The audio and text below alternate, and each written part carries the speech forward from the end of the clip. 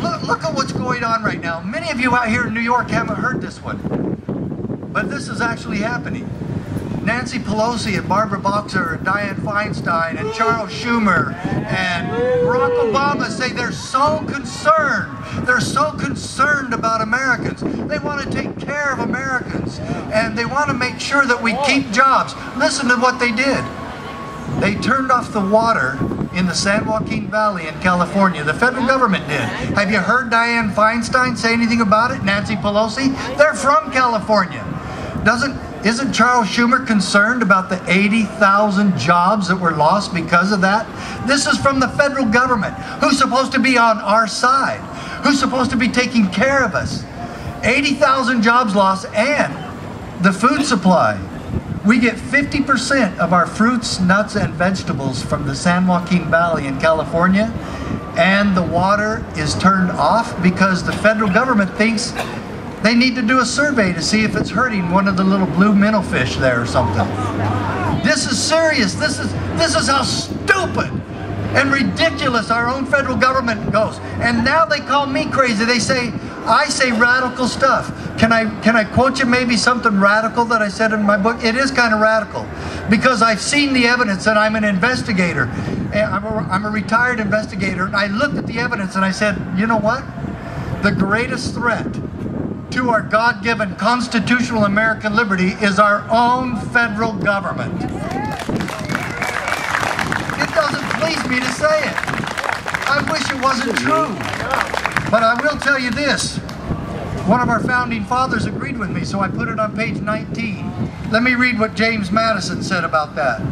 He said it kind of in founding father language, but it says the same thing.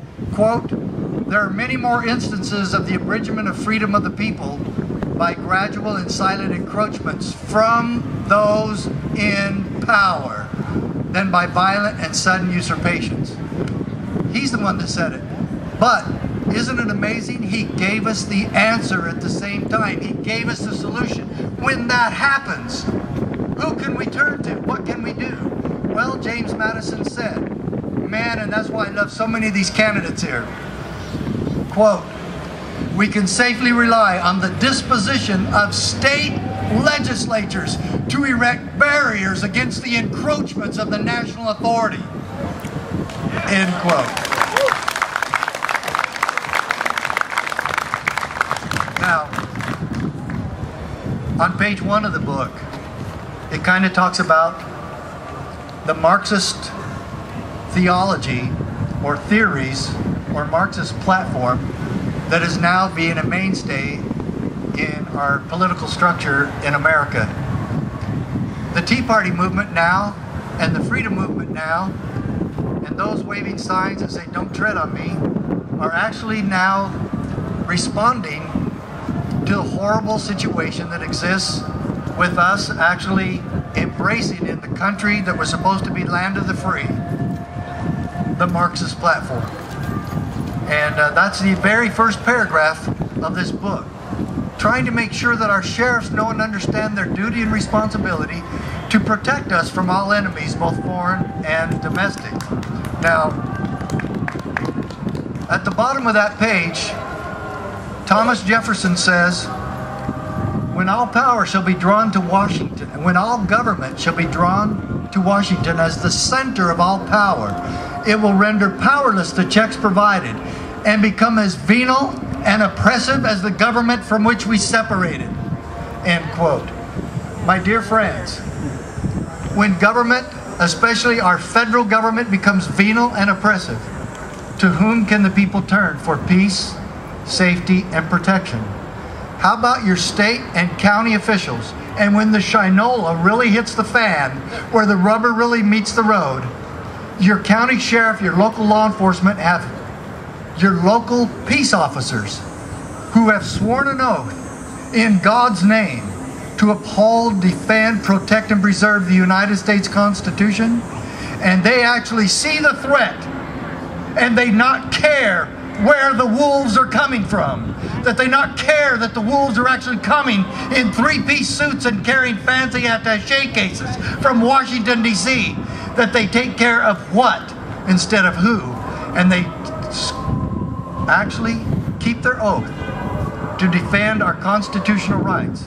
And I pray for the day, and I know Bob Schultz will agree with me on this, I pray for the day when the first county sheriff has the guts to arrest the real enemy known as 2 IRS agents.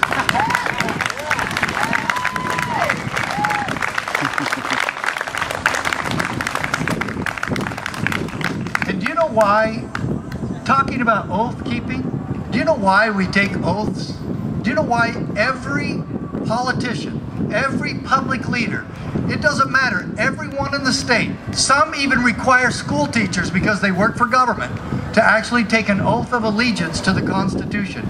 Do you know why every sheriff, every cop, every city council, every school board, every governor, every state rep, do you know why each and every one of them take an oath of allegiance to the Constitution? Because the Founding Fathers required it in Article 6 of the Constitution, that every public official, both of the several states and of the United States, of the executive branch, of the legislative branch, and of the judicial branch, all swear an oath of allegiance to the Constitution, thereby maintaining that we all have the same goal, but that all three branches serve the same purpose in protecting the rights of the people. Wouldn't that be amazing if they actually kept their oath sometimes? That's my dream. That's my dream, absolutely. Do you know what happens?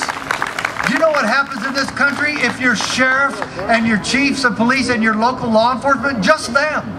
Wouldn't it be great if they have county attorneys and county commissioners also joining with them in the holy cause of liberty, as Patrick Henry called it? And they actually stand firm in the holy cause and defense of the holy cause of liberty. Do you know what happens if they just keep their oath of office? You get your freedom back in a peaceful manner. That's all I'm about. That's all I'm about. That's all I want. I hope that we can still make this happen. I believe there's still time to do this. People ask every day, Sheriff Mack, can we really make a difference? There's no way around this. We can't beat this huge Goliath federal government. They've got too much money. They've got too much power. Can we really win? Look, we're just a few ragtag people that just want to stand for freedom. We want to be left alone. Oh, hey, there's a novel concept. Do you know what? You know what it is when government leaves you alone? Freedom. Yeah, hello. Yeah. And so we can make this happen. And the answer came from John Quincy Adams. I'll tell you what he told you. When you ask if we can win, he said, duty is ours. Results are God's. So that's the answer. We're not worried about the results right now. We're worried about our duty to fight and stand for freedom. This is still America. We still have the same responsibility. I think somebody else alluded to it earlier. What did the Founding Fathers say to each other? What did they pledge at the end of the Declaration of Independence? We mutually pledge to each other our lives, our fortunes, and sacred honor. We must do likewise. And those of you, don't give your fortune. Give what you can, and then a little more. And make sure you spread this word around. Do you know every one of your county commissioners and your state reps should read this. You know why? You want me to read you what it says? This is the United States Supreme Court, Justice Scalia writing the decision, Mack Prince versus U.S. It says, we have held, however, that state legislatures are not subject to federal direction. Yeah. I don't know. Wouldn't you really like it if your state legislators knew that? And you want me to tell you, I know New York is kind of in a financial bind, the state is, so is California, and there's a lot of others too that really get into these entitlement games, these unfunded mandates, as I heard somebody say. Some really smart, pretty blonde girl up here earlier said something about that. Let me tell you, your governor, I'll tell you the governor in California and in New York, I'll tell you what, you want to be the richest, most economic sound state in the union? Stop sending your money to Washington, D.C.